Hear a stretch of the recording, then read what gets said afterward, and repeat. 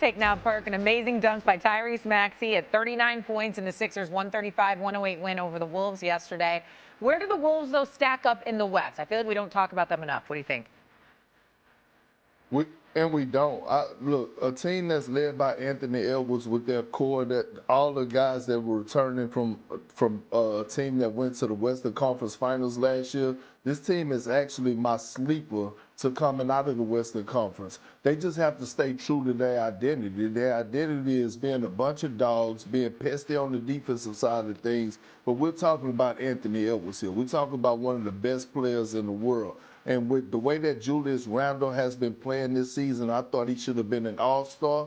When they're on the same accord and they're listening to Coach Finch and they're being stars in their role, this team is really, really dangerous. I'm not going to overreact to that loss last night, but they're my sleeper when it comes down to a team coming out of the Western Conference. Yeah, and listen, Ant-Man is so entertaining to watch, too. So. Yeah, hold on, Shay. Yep.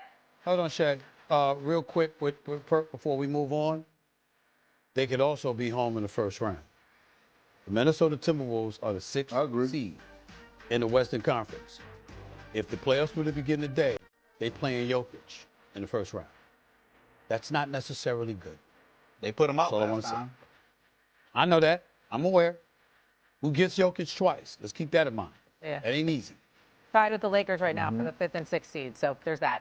Okay, let's go to the Rockets. Speaking of the West here, they squandered a huge lead in their loss to the Knicks over the weekend, up by 18 in the fourth quarter. Houston just turned the ball over 9 times, went through a stretch of 8 consecutive missed shots to allow New York to close that gap and ultimately win the game by 2. Here's Rockets head coach Ime Udoka on the loss. You know, it's just the same story, and we've lost too many games like this with big leads.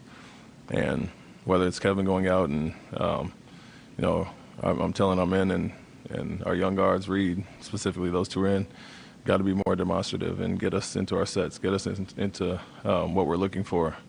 And it's not just time to freestyle. Not just time to freestyle. No, definitely, probably not during a game time to freestyle. How bad was this loss for KD and the Rockets, Vince? I don't know how bad it was if you've been watching them play all year. This was predictable. I'm sitting in the press box at Madison Square Garden. The fans are mad. I turn to people and I'm like, Knicks is going to win this game because Houston can't close.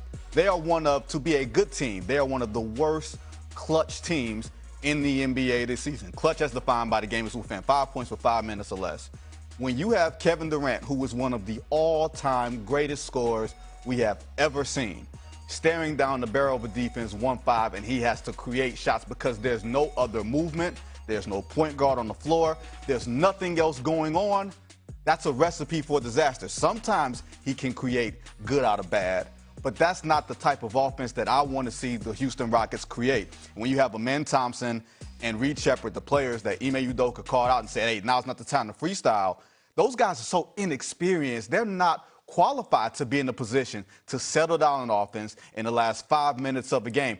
Them losing Fred VanVleet is going to come up big for them in the playoffs. I can see them talent-wise, Shay, getting to the conference finals and losing in the first damn round because they can't close. Good point. Perk?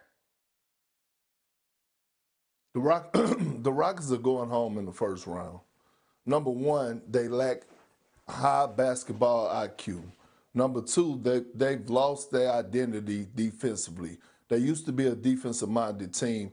I don't know what the hell happened. Number three, they play individual, selfish basketball. They play my-turn basketball offensively. If you watch the Rockets play, that's what Coach Ime Udoka was alluding to. It's times where you just watch Amen Thompson. He want to go one-on-one, show the world that he could go get a bucket. No structure to their offense. The same with Şengün. Here's the bigger thing, and this is what pisses me off. The Rockets had the audacity and the nerve at the trade deadline to not pick up the phone and call the Milwaukee Bucks to try to get Giannis Antetokounmpo.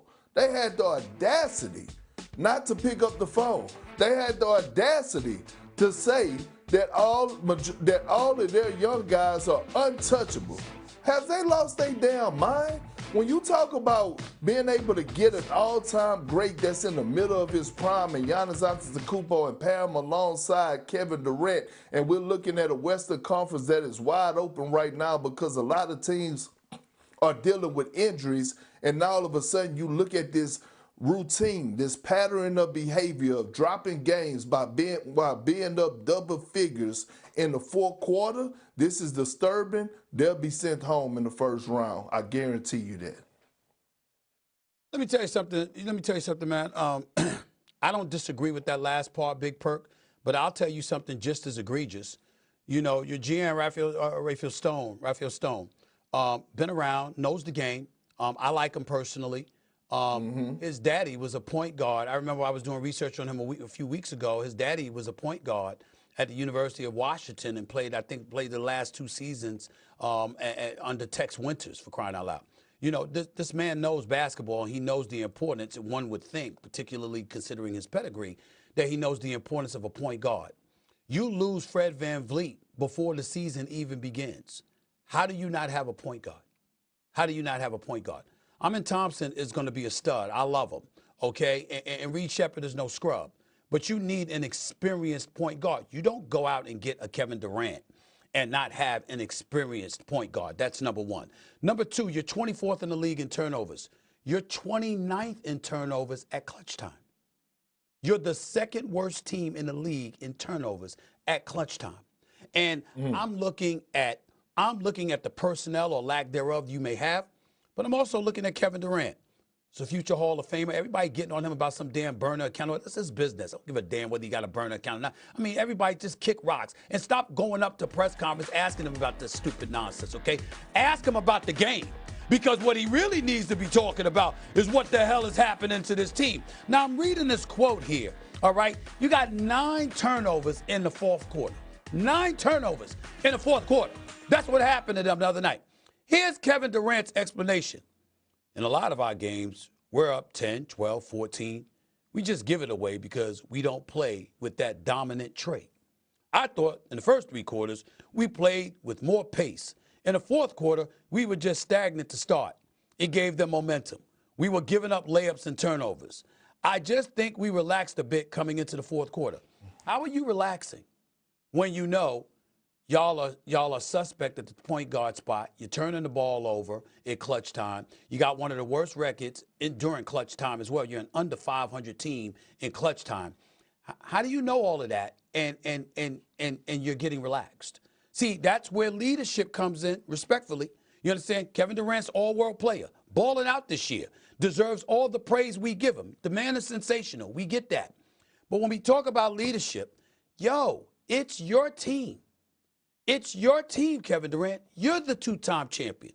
You're the 2-time NBA Finals MVP. You're the former league MVP. You're one of the greatest players to have ever played this game. And when you speak, you're like E.F. Hutton. They will listen.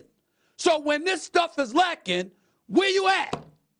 I mean, why are you blowing games? Why? You know, it's Kevin Durant. This is who we're talking about. It's KD. This is not an average player. This is not a good player. This is not just a great player. This is one of the all-time greats. When that mother opens his mouth, you have no choice but to listen. What you doing? What you gonna say to them? Period. Just a question. Just a question. Don't get on me for asking a question. He can't get him a point guard, can he? I don't know. He can't get him a point He guard. could have if he had insisted before the trade deadline. Before the trade deadline, exactly. Is it Kevin Durant's team? I don't know. I think that's part of the problem. And yet, It is his team. All this to say about the Rockets, and the Knicks still only won by 2. We'll leave that there.